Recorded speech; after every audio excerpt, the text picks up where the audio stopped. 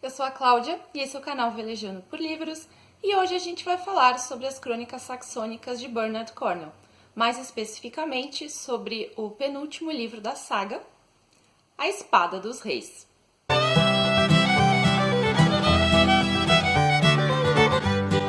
Não é segredo para ninguém o quanto eu gosto do Bernard Cornwell e principalmente das Crônicas Saxônicas.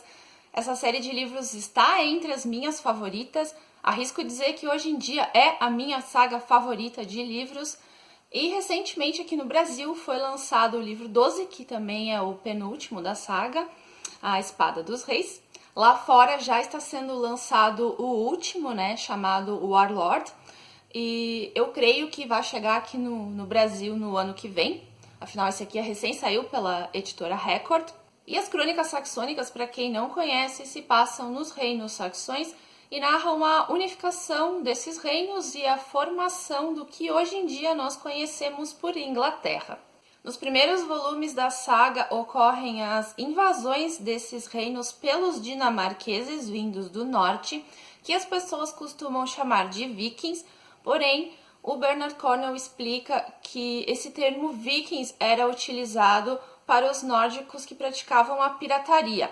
Logo, nesses livros, o autor os chama conforme a sua nacionalidade: dinamarqueses, noruegueses. Aliás, esse período de tempo que nós conhecemos aqui é o mesmo onde se passa a série televisiva Vikings, ou Vikings. Então temos aqui uma ficção histórica, ou um romance histórico, que é quando o autor utiliza fatos que realmente ocorreram em uma locação que realmente existiu, em um período de tempo onde realmente aconteceram aqueles fatos que ele está narrando, porém inserindo os seus personagens fictícios nesse meio e a sua história fictícia também no meio desses fatos que realmente aconteceram, podendo às vezes os seus personagens interferir nesses fatos.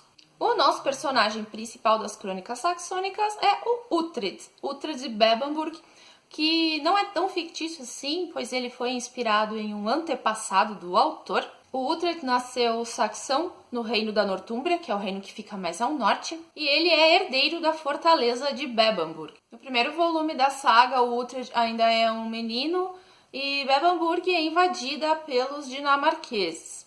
O seu pai acaba sendo morto nessa batalha e o Uhtred é capturado por um desses dinamarqueses, o Ragnar. Sempre tem um Ragnar. E ele é criado longe da sua fortaleza com esses dinamarqueses. Ele cresce no meio deles como um filho de Ragnar. E o Uhtred se apega à família de Ragnar, principalmente ao Ragnar, que ele vê como um pai. Ele aprende a lutar como os dinamarqueses. Ele vira pagão, ele passa a cultuar deuses como Odin e Thor. Ele vira um dinamarquês de coração. Porém, ele cresce querendo retomar o que é dele, Bebbanburg. Afinal, depois que o seu pai morre e ele é afastado, um tio dele toma conta da fortaleza e se declara o verdadeiro dono daquele local. Quando adulto, Uhtred acaba se envolvendo com o rei Alfredo, do reino de Wessex, o reino mais ao sul. E Alfredo foi o primeiro responsável pela unificação da Inglaterra. O sonho original de juntar todos os reinos em um só foi do rei Alfredo. E Uhtred acaba se envolvendo de tal forma que ele passa a lutar contra os dinamarqueses. Então ele acaba sendo o grande responsável por tomar de volta para os saxões a maioria dos reinos que os dinamarqueses haviam dominado. Alguns dinamarqueses e noruegueses também vão embora. Alguns se convertem ao cristianismo e ficam por ali mesmo.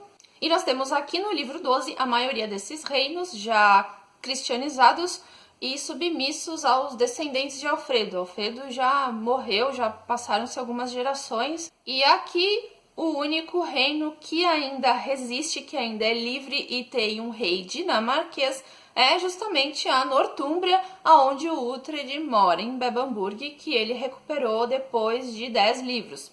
Quem reina na Nortúmbria é o genro de Uhtred.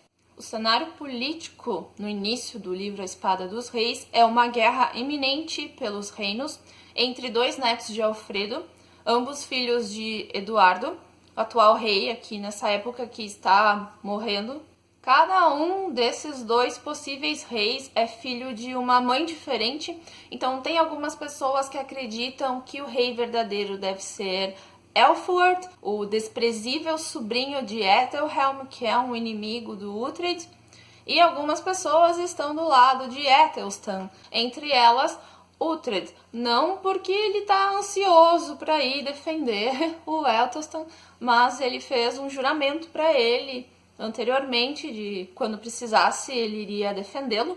Em contrapartida, Ethelstan jurou para o Uhtred que enquanto ele fosse vivo, ele não atacaria a Northumbria. E visando cumprir esse juramento, Uhtred, relutante, acaba deixando sua fortaleza de Bebbanburg e indo para o sul, onde estão realmente acontecendo as coisas. Já de cara no primeiro capítulo, nós temos batalhas em navios, e mais uma vez eu vou repetir aqui a perfeição das cenas de guerra narradas por esse autor. Eu falei muito sobre isso no vídeo sobre as Crônicas de Arthur, eu vou deixar aqui nos cards se vocês não viram ainda. E não é só em terra que ele narra batalhas épicas, como no mar também. Temos aqui descrições perfeitas de antes dos navios se encontrarem para o confronto, todas as estratégias de Uhtred para abalroar o navio inimigo.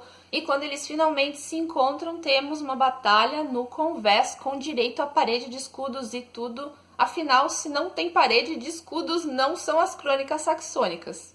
Mais tarde também temos uma perseguição de navios que é bem intensa. E o legal de todas essas cenas com navio nesse livro é que fazem o Uhtred recordar de quando ele e seu amigo Finan foram escravos em um navio há muitos anos e muitos livros atrás. Aliás, o Uhtred traz muitas lembranças nesse livro de personagens mortos, de pessoas que passaram pela vida dele. Ele recorda muito da sua amada Gisela, ele recorda de Ethelfled, filha de Alfredo, que foi um personagem muito importante para os livros também. Então essas lembranças são para representar o peso da idade, afinal o Uhtred já está idoso nesse livro. Ele também tem algumas outras atitudes que a gente vê que já é uma preparação para o final, né?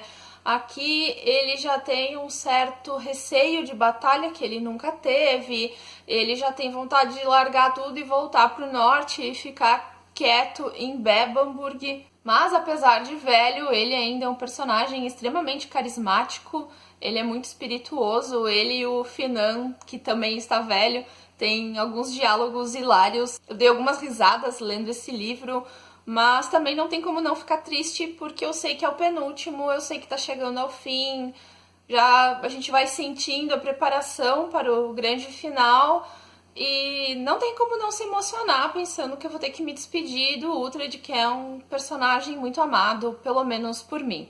Normalmente no final dos livros das Crônicas Saxônicas a gente tem uma grande batalha, a gente tem o Uhtred se vingando de algum inimigo terrível.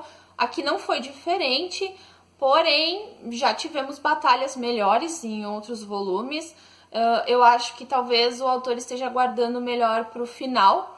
Claro que isso não tira a grandeza do livro, afinal a gente vê aqui muitas estratégias ousadas, inclusive do Uhtred nessa batalha final, mas não foi a melhor que teve nas Crônicas Saxônicas. Apesar disso, é um ótimo livro.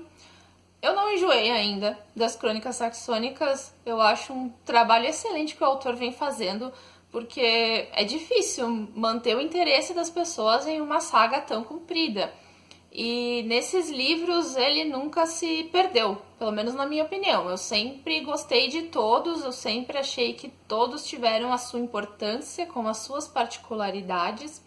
Esse livro ele tá mais maduro, digamos assim, porém sem perder a essência das Crônicas Saxônicas. Talvez depois que eu terminar de ler o livro 13, eu finalmente tenha coragem de assistir a série. Sim, temos uma série televisiva desses livros.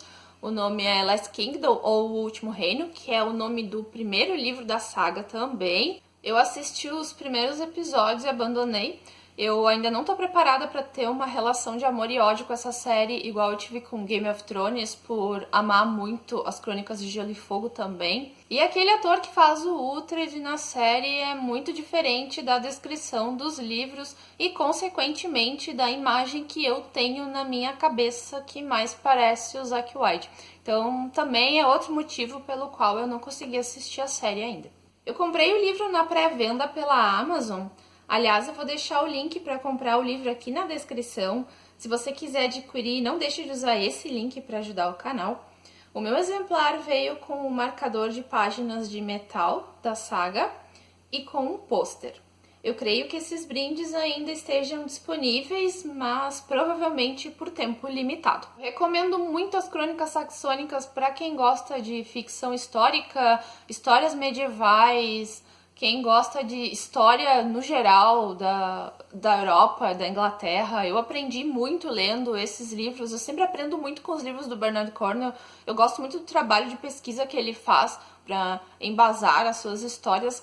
Sempre no final dos livros ele deixa uma nota histórica especificando o que realmente aconteceu e o que ele inventou por motivos ficcionais. No livro 12, como em todos os outros da saga, eu me senti dentro da história. Eu abri o livro e embarquei nos navios junto com os personagens, eu me senti viajando com eles, eu me senti em Londres com eles, que é a atual Londres, eu me senti dentro da parede de escudos com eles, como sempre. Enfim, eu abro esses livros e eu mergulho de tal forma na história que eu sou capaz de sentir os sons das batalhas dentro da minha cabeça. Deixa aqui nos comentários se você já leu essa saga, se você gosta dela, se você já leu outros livros do Bernard Cornwell.